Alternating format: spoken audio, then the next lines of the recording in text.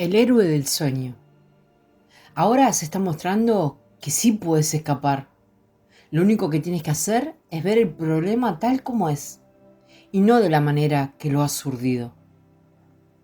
Los 2 meses siguientes fueron felices, pues visité lugares donde no había estado nunca, como Alberta, Canadá, Santa Fe, Nuevo México y Lansing, Michigan. No obstante, viajar también tenía sus desventajas.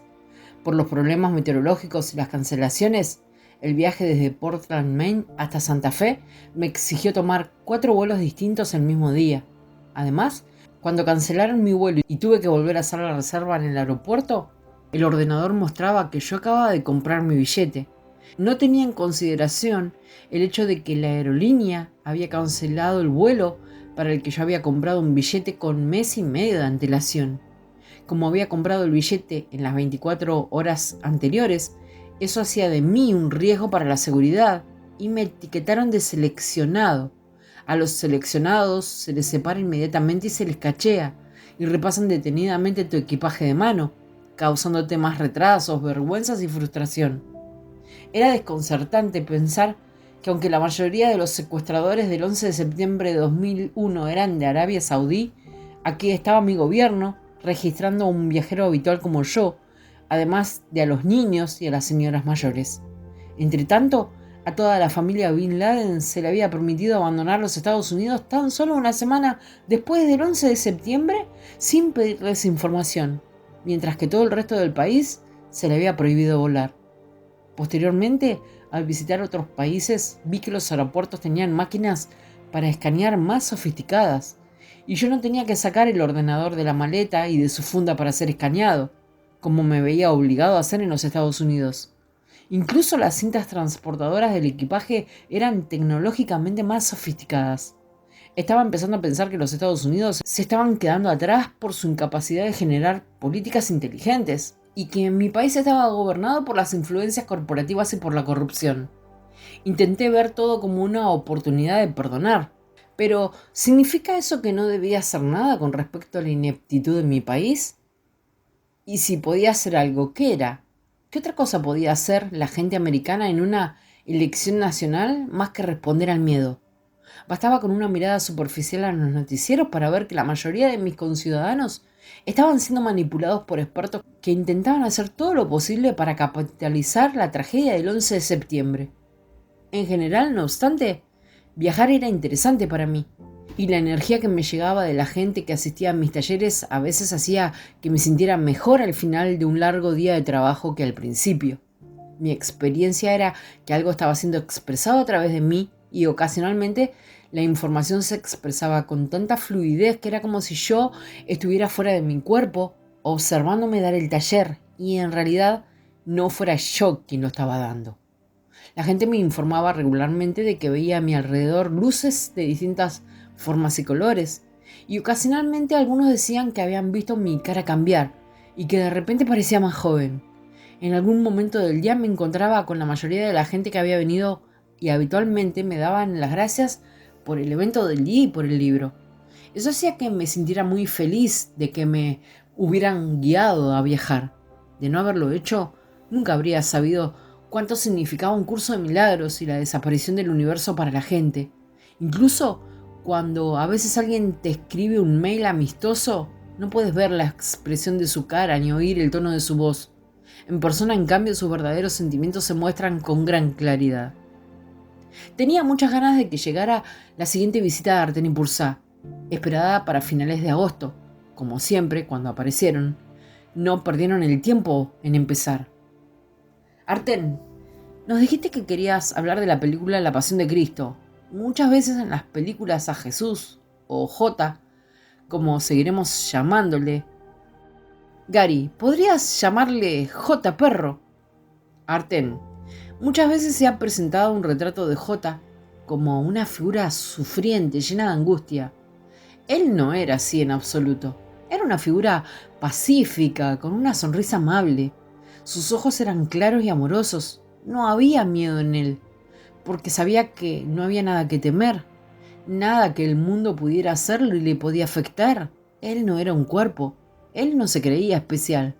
Él no era la pasión, sino un símbolo de compasión. Pursa, ¿tuviste la película? ¿Qué te pareció? Gary, bueno, llegué allí y la cola de gente daba la vuelta a la manzana. Todos estaban muy animados. Era como la segunda avenida o algo así. La segunda avenida de que no la averigüé hasta que estuve dentro. Fue una película sangrienta y horrible. Estar allí sentado era como una tortura, además de ser aburrido. Mostraron cómo desgarraban el cuerpo de Jota. Incluso al principio de la película, Jota actúa como el típico hombre temeroso. Está enfadado, pisa una serpiente y la mata, porque supuestamente es Satán. Y allí no hay nada que sugiera el tipo de hombre que Arten acaba de describir. ¿Y sabéis qué? Al principio de la película, Judas se presenta ante Jota en el jardín y le besa. Y hacen que Jota pronuncie esa famosa frase de la Biblia: ¿traicionas al hijo del hombre con un beso? Recordé inmediatamente esa sección del curso llamada El mensaje de la crucifixión, donde Jota enseña cuál es el verdadero mensaje, a diferencia de lo que la religión organizada inventó después. Y en un momento dado dice: voy a leerlo para que no haya ninguna distorsión. Yo no pude haber dicho: ¿traicionas al hijo del hombre con un beso? A no ser que hubiese creído en la traición. El mensaje de la crucifixión fue precisamente que yo no creía en la traición. Y el castigo que se dijo infligía a Judas fue un error similar. Judas era mi hermano y un hijo de Dios, tan miembro de la filiación como yo. ¿Cómo iba a condenarlo cuando estaba listo para probar que condenar es imposible? A lo largo de la película se hace que el cuerpo de J sea muy especial. Se presupone que tiene que ser sacrificado para expiar los pecados de la gente. Pero la cita que me disteis de Isaías demuestra que esa idea ya era tan vieja como las montañas y que la religión que vino después simplemente la superpuso sobre el mensaje de J. No se piensa en ningún momento en que todas estas premisas no presentan a un Dios que, como la humanidad, en otras palabras, que está loco. La película, como la religión de la que trata, glorifica el sufrimiento y el sacrificio.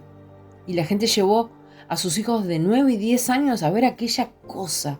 Y cuando salían del cine, podría ver la mirada de sus ojos, como si estuvieran diciendo a los niños: ¿ves? ¿Ves lo que hizo Jesús por ti? ¿Ves cómo se sacrificó y sufrió por ti, pequeño bastardo culpable? Ahora, ¿qué vas a hacer tú por él? ¿Vas a ser cristiano, correcto? Arten, sí. Y ahí tienes el origen de una religión muy exitosa. Porque si quieres que la gente haga algo en este mundo, incluyendo a los niños impresionables, haz que se sientan culpables. Podrías hacerles creer en Santa Claus hasta los 30 años, si encontraras el modo de usar la culpabilidad y nadie les dijera otra cosa. Y en ese caso, nadie les está diciendo que las cosas son de otra manera. Y todo ello hace que el cuerpo sea muy real y que su destrucción sea importante. Gary, pero si la mente está libre de culpa, no puede sufrir, como dice el curso. Entonces, no habría importado lo que hicieran a J. Él no habría reaccionado a lo que le hacían, ni habría sentido todo ese dolor que se muestra en la película. Pursa, sí, y eso es muy importante. Esa es otra idea definitiva del curso. La mente que está libre de culpa no puede sufrir. Anula completamente la idea de glorificar el sacrificio. Porque, como hemos dicho, el dolor no es un proceso físico, sino un proceso mental. Y si sanaras toda la culpabilidad inconsciente de tu mente, no podrías sentir ningún dolor.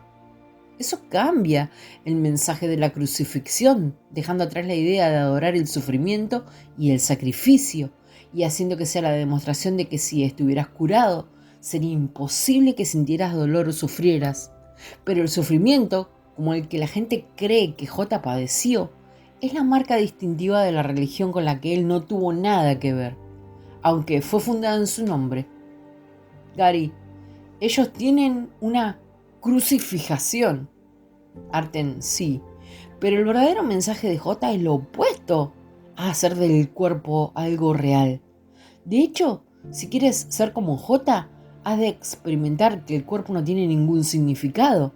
En lugar de creer en el cuerpo, deberías llegar al punto de no poder creértelo. Gary, yo aún no puedo creer que los Sox vendieron a Nomar.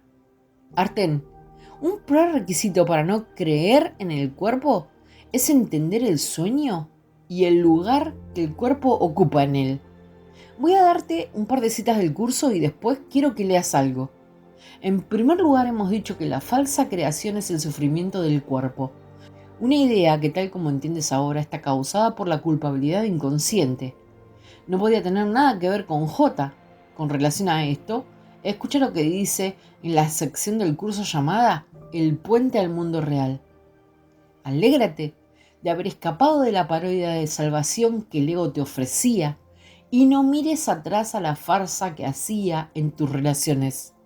Ahora nadie tiene que sufrir, pues has llegado demasiado lejos como para sucumbir a la ilusión de que la culpabilidad es algo bello y santo. Solo los que son completamente dementes podrán contemplar la muerte y el sufrimiento, la enfermedad y la desesperanza y considerarlos bellos y santos.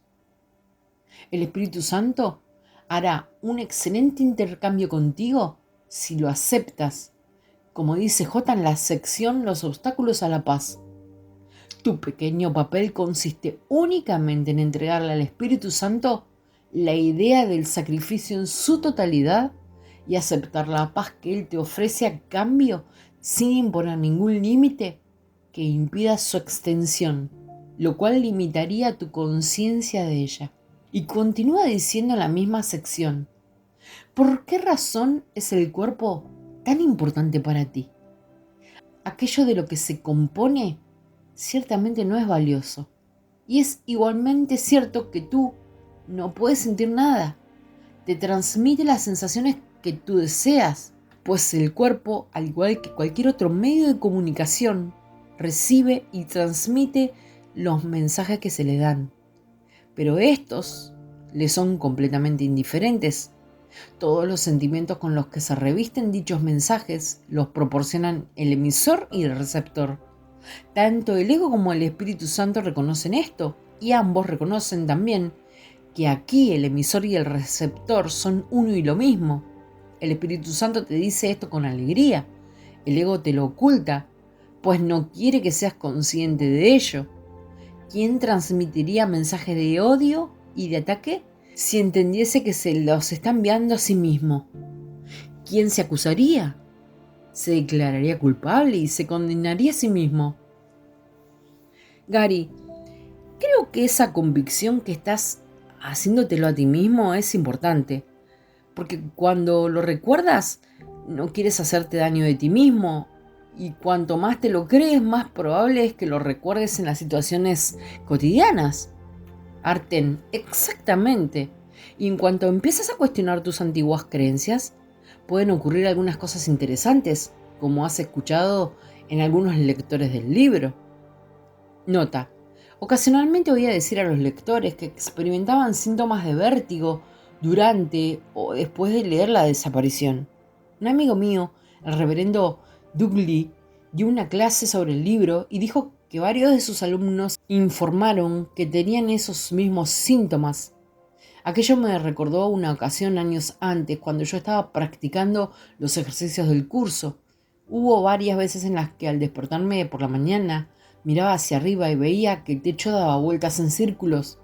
No me sentí enfermo ni tuve náuseas, pero ver el techo girar así me dejó alucinando. Aquello no duró más que unas pocas semanas y nunca me impedía funcionar normalmente en el mundo.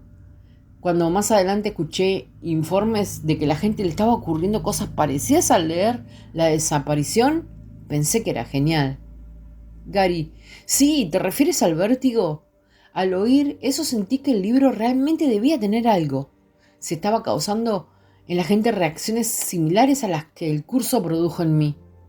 Supongo que los síntomas están relacionados con el cuestionamiento del sistema de pensamiento ego en el que he estado basado toda nuestra vida. Arte en sí, curiosamente hay otra cita en el curso de la sección que acabo de recitar, El puente al mundo real, que aborda este mismo tema. No hiciste la conexión antes, pero ahora la harás.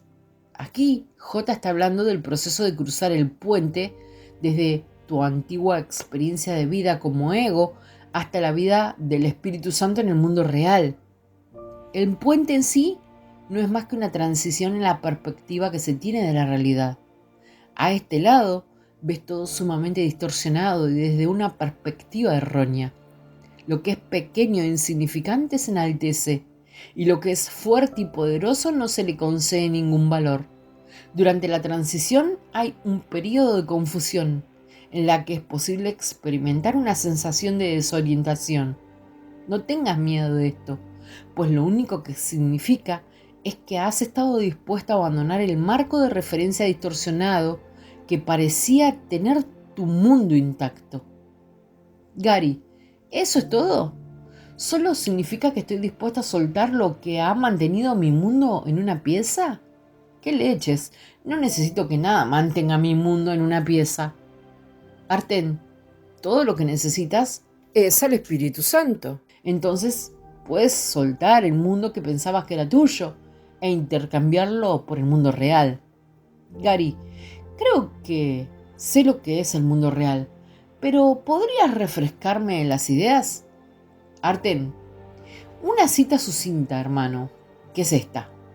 El mundo real es el símbolo de que el sueño del pecado y la culpabilidad le ha llegado a su fin, y de que el Hijo de Dios ha despertado, y sus ojos, abiertos ahora, perciben el inequívoco reflejo del amor de su Padre, la infalible promesa que ha sido redimido. El mundo real representa el final del tiempo, pues cuando se percibe, el tiempo deja de tener objeto. Gary, ese debe haber sido el estado en el que estaba J hacia el final, ¿correcto? Arten, sí, y su mensaje era todo lo claro que podía ser. Él nunca hacía concesiones al respecto, y tú tampoco deberías hacerlas. Si das al ego 1 centímetro, se tomará 1 kilómetro. Por eso me gusta ver que te ciñes al curso y no cambias el mensaje. Sientes respeto por el material. Eso es excelente, porque una de las razones por las que nos aparecemos a ti es para ayudar a que el mensaje de J no se distorsione, como ocurrió hace 2000 años. Si un número suficiente de gente alterara el significado de la enseñanza, o incluso las palabras mismas, en el plazo de un siglo o dos, el curso sería irreconocible. Gary, sí, sí, pero vosotros ya debéis saber si el mensaje se vuelve a perder. ¿Se pierde? Arten, ya hemos dicho antes que no íbamos a decirte demasiadas cosas sobre el futuro por muchas razones. Has de hacerte cargo ahora. Gary, bien. Acerca del tema de que el mensaje se distorsione, al ver La Pasión recordé una serie de libros que ya llevan algún tiempo circulando. La serie Abandonados. Tenía un poco de tiempo extra en el aeropuerto y me detuve en una de las tiendas de libros y hojeé uno de los libros de esta serie. Se basa en el apocalipsis. Tengo un amigo en Florida al que le encantan estos temas. Creo que la serie ha vendido unas 60 millones de copias. En cualquier caso, el apocalipsis, que parece haber sido escrito por alguien que estuviera en ácido lisérgico, hace que J vuelva y declare la guerra a los no creyentes. Y en la serie Abandonados, el narrador cuenta la historia de esa guerra, que enfrenta a las fuerzas del bien contra las del mal. En el libro reciente que estaba leyendo, J levanta una de sus manos y se abre un gran abismo que se traga a los no creyentes y ellos caen dentro y muriendo y gritando. En otra parte, J se limita a hablar y los cuerpos de los enemigos quedan descuartizados. Los creyentes tienen que conducir con cuidado para evitar ser golpeados por el resto de los hombres y mujeres e incluso de caballos. Supongo que no eran caballos cristianos. Mientras los cristianos observan, la carne de los malos se disuelve, sus ojos se funden y sus lenguas se desintegran. Es toda una escena. Me parece que lo que han hecho es tomar a Jesús, al príncipe de la paz, y convertirlo en un sicario personal. Ahora mata a sus enemigos. También hay un racismo sutil involucrado, porque a los no creyentes, a los que muy bien podrías llamar infieles, recientemente se les está poniendo en el contexto de la guerra contra el terror. Es la clásica proyección de la culpabilidad inconsciente. Nosotros tenemos a Dios y ellos no merecen morir. Bien, lo siento, pero no veo ni la más mínima diferencia entre este tipo de fundamentalismo de mente y el fundamentalismo que hizo chocar esos aviones contra el World Trade Center aquella mañana del 11 de septiembre del 2001. Es la misma cosa con un envoltorio diferente. Es el sistema del pensamiento del ego absolutamente descontrolado. Lo único que conseguirá será producir más tragedias, y es el opuesto exacto del mensaje y la actitud de J. Alguien tiene que estar dispuesto a alzarse y decir, ya basta. No porque el mundo tenga que cambiar, sino para animar a la gente a cambiar de mentalidad y elegir el perdón. Arten, entonces, ¿por qué no eres tú quien se levanta y lo dice?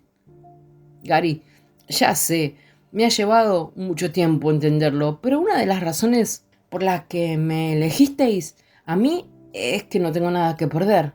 Yo puedo transmitir vuestro mensaje sin preocuparme de lo que piense la gente. Como no tengo nada que perder, ¿qué más da que alguien no me respete? Pursa, muy bien, querido hermano. Sigue transmitiendo el mensaje. No te preocupes de lo que diga la gente. El doctor George se escribe sin la E final. Grodek dijo una vez, es tan difícil renunciar al respeto como a la vanidad.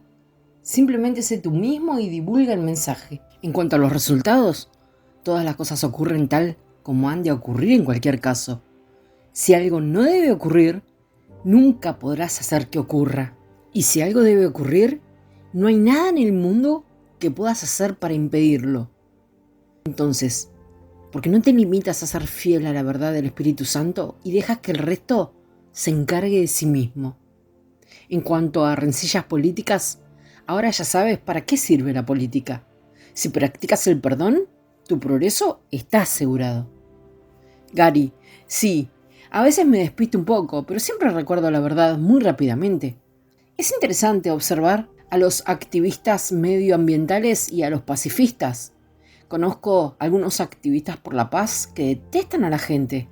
Están ahí afuera protestando contra la guerra, lo cual es genial, pero en realidad lo que quieren es vencer a sus oponentes políticos, a quienes detestan, a los avarientos cerdos corporativos que según ellos están explotando a todo el mundo. Pero esos líderes corporativos son simplemente personas, como todas las demás. Sí, tal vez tengan una adicción al dinero, pero casi todo el mundo va en pos de algo. Lo interesante para mí es que si estás en contra de la guerra, pero insistiendo en cuanto te opones a tus adversarios políticos, entonces estás haciéndolo guiado por el ego. Pero podrías hacer exactamente lo mismo eligiendo como guía al Espíritu Santo, y sería una experiencia totalmente distinta. Desde otra perspectiva, no se trata de dominar a tus oponentes políticos o de expresar tu furia contra los poderes fácticos. Ahora estás protestando contra la guerra como una expresión de lo que eres, que es amor, porque quieres que el mundo sea un lugar más amoroso. Estás viniendo desde un lugar totalmente diferente, de modo que lo importante no es lo que haces. En ambos casos podrías estar ahí afuera, en la calle, protestando. Nadie externo podría decir lo que está sucediendo en tu mente, pero para ti ahora lo importante es el amor. Lo que importa no es la forma, sino el contenido.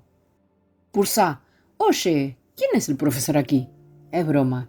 Tienes razón. Lo importante no es lo que haces, es con quién lo haces. Si con el ego, si con el Espíritu Santo. Cada elección lleva a una experiencia totalmente diferente. La gente cree que puede juzgar a los demás por lo que hacen, pero esto no siempre es así. Es posible que alguien tenga un trabajo en el que se vea obligado a hacer cosas que al mundo no le parezcan muy espirituales. Sin embargo, cualquier cosa puede ser espiritual si eliges la guía del Espíritu Santo. De modo que en realidad ningún trabajo es más espiritual que otro.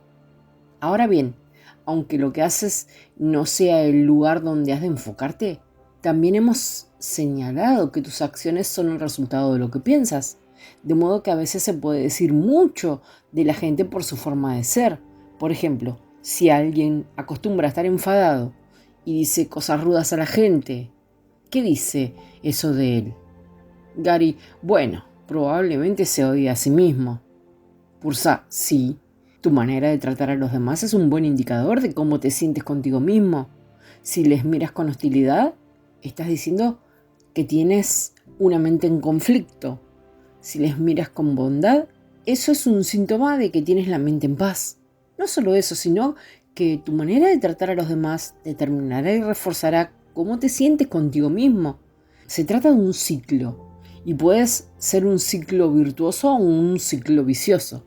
Cierto, hay personas que son muy amables con los demás y no necesariamente se sienten cómodas consigo mismas, pero suelen estar cerca de hacer un cambio. Si expresan amor, es un símbolo de que están en buen camino y solo necesitan un poco de ayuda para entender la opción que está a su disposición.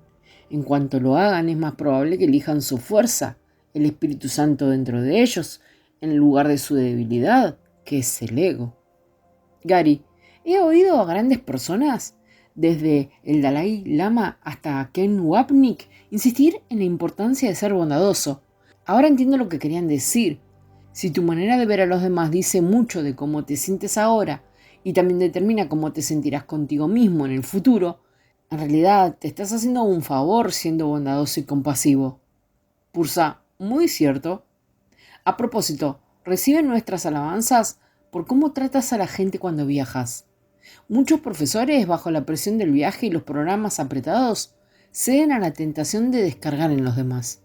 Hasta el momento, consigues matrícula de honor en tus interacciones con toda la gente que conoces personalmente. Representas muy bien al curso. Gary, gracias. Aprecio mucho lo que me dices. Me resulta fácil. Amo a esa gente. Y sabes, lo que has dicho de que ningún trabajo es más espiritual que otro, eso da justo en el clavo. Algunas personas han venido y me han dicho, ¿cómo es que los maestros ascendidos se te han aparecido a ti? Y yo les digo que, para empezar, ¿cómo saben que en otra vida ellos no fueron esos niños que vieron a la Virgen María en Lourdes? O tal vez hayan visto ángeles u otras manifestaciones. Creo que todos tenemos el mismo tipo de dones, pero no los tenemos todos a la vez en la ilusión. Por eso en el manual para el maestro dice, y nadie tiene ningún poder que los demás no posean. Antes pensaba que sería genial ser un sanador espiritual. ¿Sabes? Ir por ahí imponiendo las manos a la gente y curándoles. Y todo eso. Pensaba que eso sería lo máximo. Pero no tengo ese don en esta vida. Cuando trato de curar a alguien, puedo considerarme afortunado si no muere. El punto es que no tengo ese don en este ciclo de vida, pero sé que he sido un gran sanador en otra vida. Todo el mundo lo es en algún momento. Y en cuanto a ver a maestros ascendidos, eso es lo que tengo que hacer esta vez, y otros lo harán en otro momento. Sería como tener millones de personas viendo maestros ascendidos a la vez, pues entonces nadie usaría los otros dones. Algo que suelo contar a la gente y que les sorprende, y no quiero ofender a nadie con esto, es que veros a vosotros dos no ha sido la experiencia espiritual más elevada que he vivido. La mayor experiencia que he tenido nunca es lo que el curso llama revelación, que es una comunicación directa o unión con Dios. Eso hace saltar por los aires cualquier cosa que venga del mundo de la percepción. Pursa, no nos sentimos ofendidos. J dice en el curso que la reverencia es la respuesta adecuada a la revelación, porque tienes una experiencia directa de Dios. Y también dice, los que son iguales no deben sentir reverencia los unos por los otros, pues la reverencia implica desigualdad. Por consiguiente, no es una relación apropiada hacia mí. De modo que no solo no deberías tratarnos como si fuéramos especiales, tampoco deberías pensar en J como en alguien especial. Gary, asombroso, lo siento. Entonces, le digo a la gente que la revelación, esa experiencia de unidad con Dios, es lo que deberían buscar porque es una expresión de la realidad, mientras que veros a vosotros es algo que ocurre en el reino de la percepción. Y después de la revelación, todas las cosas del mundo son como una especie de sueño que no está a la altura de la realidad. Pero eso no significa que no puedas divertirte mientras parece que estás aquí. Cuando voy al cine, sé que no es real, pero eso no me impide disfrutarlo. Y así es como puede ser este mundo. De hecho, Yo diría que si tienes menos culpabilidad inconsciente en tu mente porque practicas el perdón, puedes disfrutar más del mundo. Ahora me gusta más que nunca escuchar música. De modo que no se trata de renunciar a la belleza del arte y a los atardeceres románticos. Creo que si entras en contacto con tu inocencia, puedes disfrutar más de todo, porque lo estás experimentando con menos culpabilidad y finalmente con ninguna. ¿Y qué hay del sexo? Si no tuvieras ninguna culpabilidad en tu mente, ¿disfrutarías más del sexo? Pursa, lo tomaré como una pregunta retórica. Gary, lo es mientras Arten esté aquí. Curiosamente, la gente que viene a mis talleres se sorprende al descubrir que entre vuestras visitas, cuando hablo con el Espíritu Santo, en realidad pienso en J y no en vosotros. Él siempre ha sido la manifestación del Espíritu Santo para mí. Y siempre he sentido que podía hablarle y que Él me ayudaría. No os importa, ¿verdad? Sé que cuando oigo la voz del Espíritu Santo también sois vosotros. Pursa, como he dicho, nosotros no somos especiales. De modo que lo importante es lo que te sea más útil entre visitas. Sabemos que piensas en nosotros y sabes que estamos siempre contigo. Y también lo está Jota. Gary, bueno, ahora no te pongas sensiblera conmigo, pero sí, todos somos uno. En realidad no importa, ¿cierto? Ah, otra cosa. Estaba pensando en eso de que todos los trabajos son espirituales. Digamos, por ejemplo, que alguien es contable y no cree tener ningún don espiritual en esta vida. No es que los contables no tengan dones espirituales, pero digamos que en esta vida esa persona cree que no los tiene. Bueno, si entregara sus habilidades contables al Espíritu Santo y las usara bajo su dirección, ¿no las convertiría eso en un don espiritual? De modo que un don espiritual es algo que le entregas al Espíritu Santo, no importa cuál sea el don. Entonces, por definición, si lo usas bajo su guía es espiritual. Y quién sabe, además, conservar tu trabajo habitual. Tal vez encuentres una organización o un individuo espiritual a quien puedas ofrecer tu ayuda. Entonces estás ayudando a la gente a extender la verdad. ¿Qué podría ser mejor que eso? Arten, muy hermoso, hermano. Puedes trasladar eso a cualquier trabajo.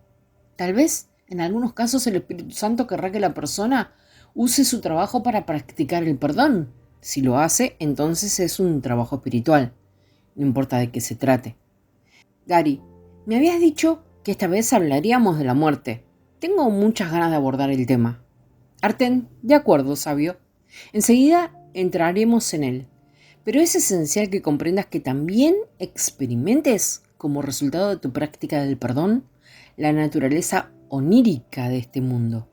De modo que ha llegado el momento de que leas algo para nosotros. Ve a la página 585 del texto.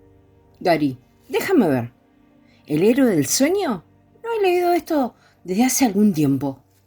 Arten, sí, quiero que vuelvas a leerlo al menos 5 veces durante los próximos 2 meses. Gary, ¿5 veces? Más vale que sea bueno. Arten, es mejor que bueno. Es la verdad. Ahora mismo solo quiero que leas los primeros 4 párrafos. Después, lee las 4 páginas cada 15 días más o menos, hasta un total de 5 veces. Piensa en las ideas y considera lo que significa con relación a lo que ves en tu vida cotidiana. Pero ahora, lee esos primeros 4 párrafos para nosotros. Gary, de acuerdo. Ahí van. El cuerpo es el personaje central en el sueño del mundo. Sin él no hay sueño. Ni él existe sin el sueño en el que actúa como si fuese una persona digna de ser vista y creída. Ocupa el lugar central de cada sueño en el que se narra la historia de cómo fue concebido por otros cuerpos, cómo vino al mundo externo al cuerpo, cómo vive por un corto tiempo hasta que muere, para luego convertirse en polvo junto con otros cuerpos que, al igual que él, también mueren. En el breve lapso de vida que se le ha concedido, busca otros cuerpos para que sean sus amigos o sus enemigos. Su seguridad es su mayor preocupación. Su comodidad, la ley por la que se rige. Trata de buscar el placer y de evitar todo lo que le pueda ocasionar dolor. Pero por encima de todo, trata de enseñarse a sí mismo que sus dolores y placeres son 2 cosas diferentes y que es posible distinguir entre ellos. El sueño del mundo adopta innumerables formas porque el cuerpo intenta probar de muchas maneras que es autónomo y real. Se engalana a sí mismo con objetos que ha comprado con discos de metal o con tiras de papel moneda que el mundo considera reales y de gran valor. Trabaja para adquirirlos haciendo cosas que no tienen sentido y luego los despilfarra intercambiándolos por cosas que ni necesita ni quiere. Contrata a otros cuerpos para que lo protejan y para que coleccione más cosas sin sentido que él puede llamar suyas. Busca otros cuerpos especiales que puedan compartir su sueño. A veces sueña que es un conquistador de cuerpos más débiles que él, pero en algunas fases del sueño, él es el esclavo de otros cuerpos que quieren hacerle sufrir y torturarlo. Las aventuras del cuerpo, desde que nace hasta que muere, son el tema de todo sueño que el mundo jamás haya tenido. El héroe de este sueño jamás cambiará, ni su propósito tampoco. Y aunque el sueño en sí adopta muchas formas y parece presentar una gran variedad de lugares y situaciones en los que su héroe cree encontrarse, el sueño no tiene más que un propósito, el cual enseña de muchas maneras. Esta es la lección que trata de enseñar una y otra vez, que el cuerpo es causa y no efecto, y que tú eres su efecto, no puedes ser su causa. De esta manera, tú no eres el soñador, sino el sueño, y por lo tanto, deambulas fútilmente entrando y saliendo de lugares y situaciones que él maquina. Que esto es todo lo que el cuerpo hace es cierto, pero no es más que una figura en un sueño. Mas, ¿quién reaccionaría ante las figuras de un sueño a no ser que las considere reales? En el instante en que las reconoce como lo que verdaderamente son, estas dejan de tener efectos sobre él, porque entiende que fue él quien les dio los efectos que tienen, al causarlas y hacer que pareciesen reales. ¿Cuán dispuesto estás a escaparte de los efectos de todos los sueños que el mundo jamás haya tenido? Oh, espera, tengo que parar. Esto es tan profundo que quería seguir. Atén y seguirás. Pero eso es perfecto, hermano. J continúa y habla de cómo se hizo el sueño. Asegúrate de leer toda esa sección posteriormente 5 veces. Lo irás entendiendo a un nivel cada vez más profundo y nunca se te dará una descripción más asombrosa del camino para entrar en el sueño y para salir de él. Hacia el final de esta sección, él dice, cuando le perdones al mundo tu culpabilidad, te liberarás. Gary, ¿me liberaré de mi culpabilidad o del mundo? Arten, sin una, no tienes el otro. Tu culpabilidad, que ahora es inconsciente, es la razón de la existencia del mundo.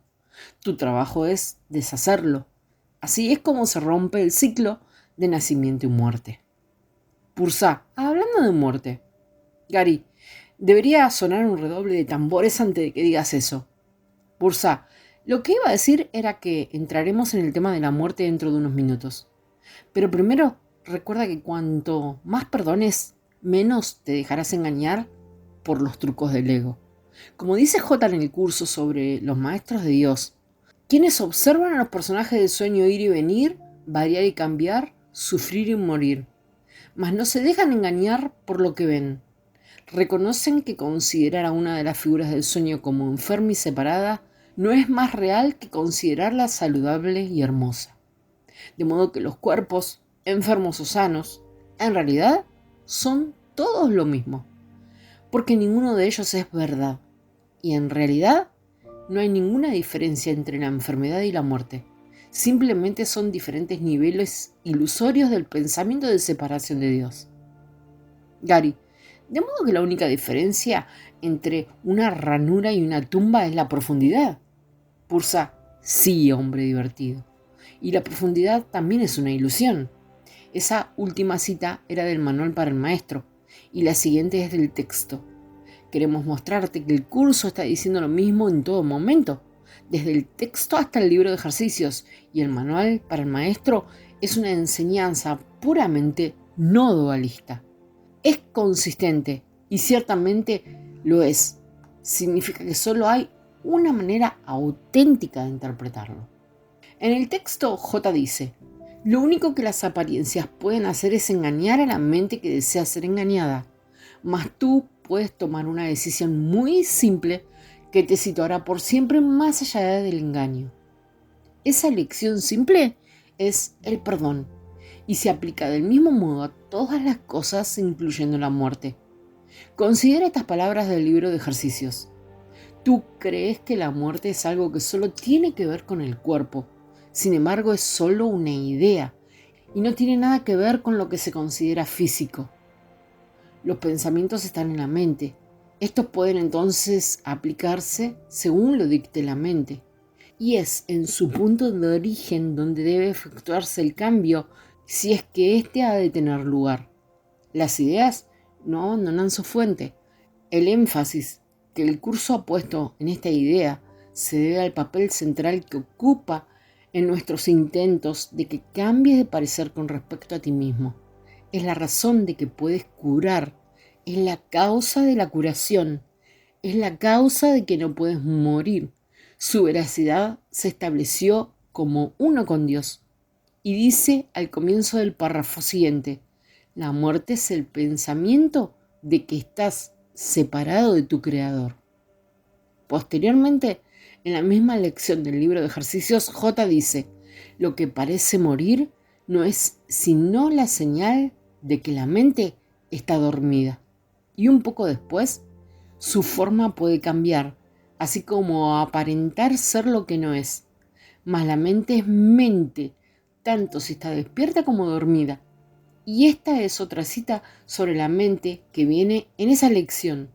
Simplemente parece que se va a dormir por un rato y sueña el tiempo, un intervalo en el que lo que parece ocurrir en realidad nunca ha sucedido.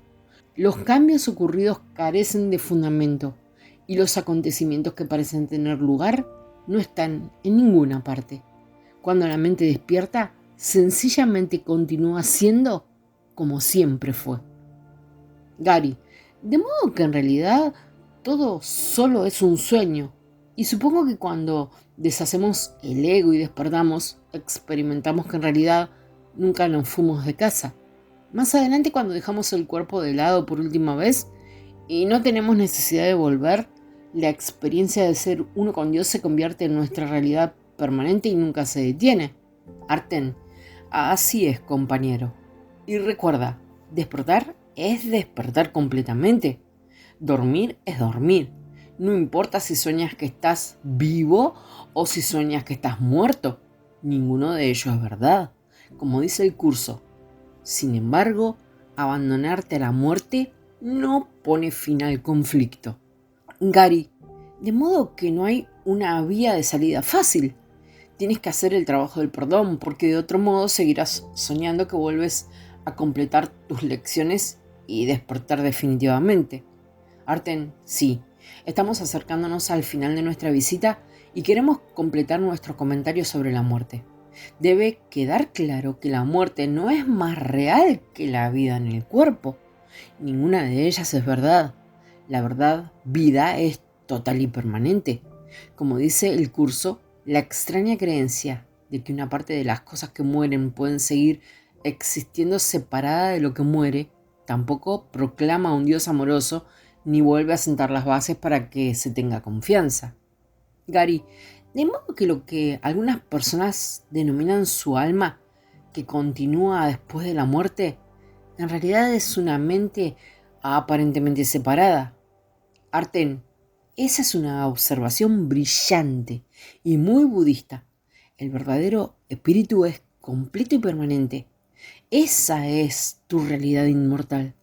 De modo que independientemente de lo que parezca estar ocurriendo, incluyendo la muerte y el periodo entre vidas, la verdad es que solo hay dos cosas entre las que elegir: tu realidad con Dios o cualquier otra cosa. Ahora, todo lo que tienes que hacer es usar la mente para elegir entre Dios y cualquier otra cosa. Pursa, has tenido la bondad de leer para nosotros y ahora, antes de irnos, vamos a tener la bondad de recitar para ti algo que J dice sobre la muerte. Yo empezaré y Arten seguirá. Esto está pensado para fijar firmemente en tu mente cuál es la elección que has de hacer cuando el pensamiento de la muerte te muestre tu rostro feo. El héroe del sueño siempre llegará al final de su historia. Y eso es todo lo que es una historia. Por supuesto, el héroe volverá con otra forma, hasta que dejes de creer en todas las formas. Perdona, querido hermano, y el sueño mortal del ego no tendrá relevancia para ti. Exponerlo, verlo tal como es y perdonarlo, te liberará. Escucha lo que J dice aquí.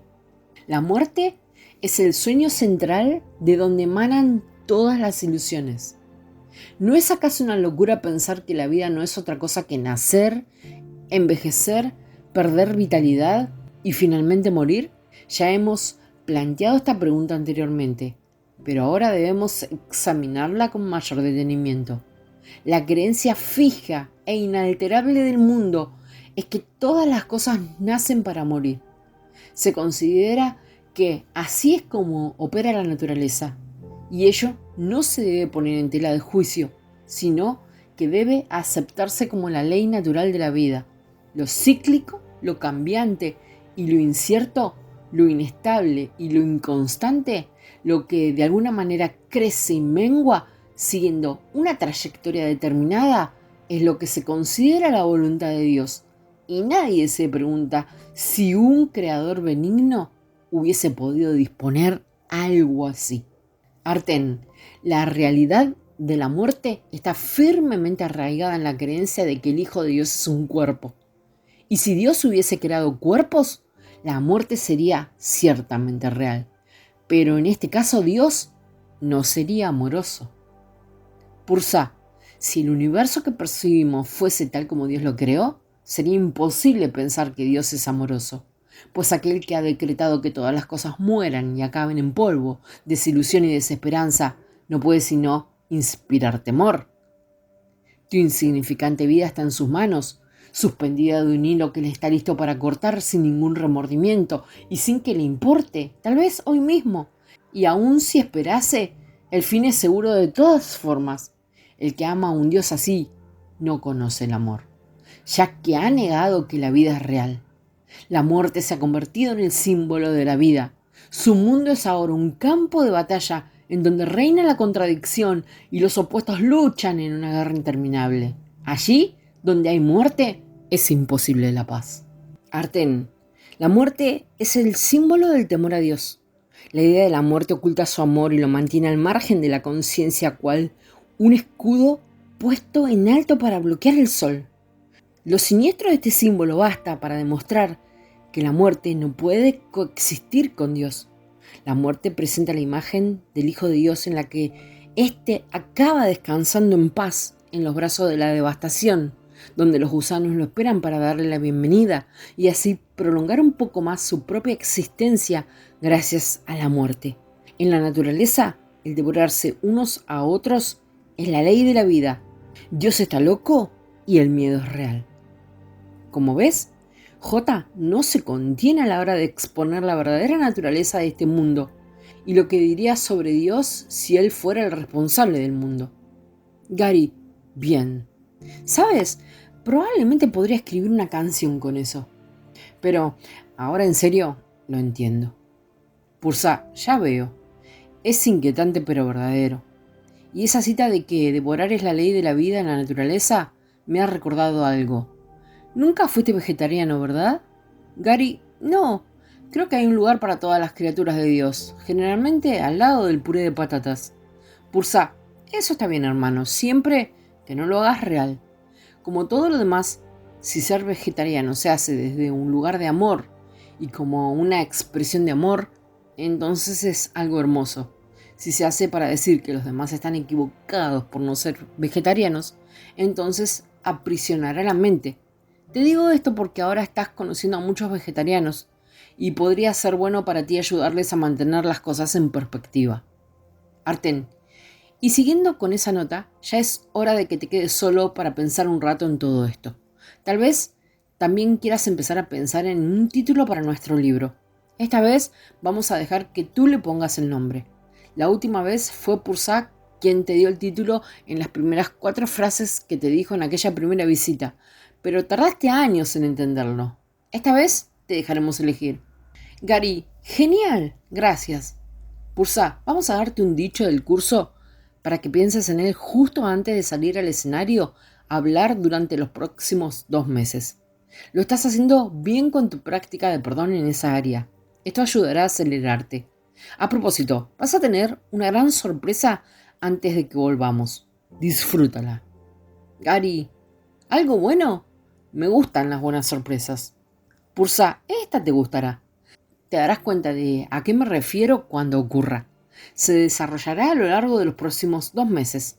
Te veremos cuando hayas vuelto de Texas. Estate bien y piensa en estas palabras por 1 minuto o 2 antes de salir a hablar a la multitud. Esto transformará tu experiencia. Lección 132, 15, página 260.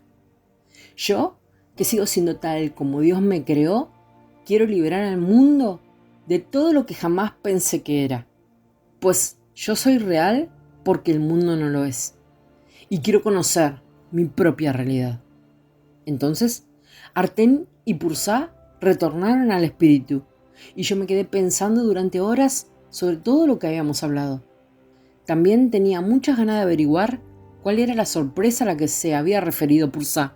Cuando llegó, el hecho de haber estado vagamente alertado no la echó a perder en absoluto, porque seguía sin poder creérmela.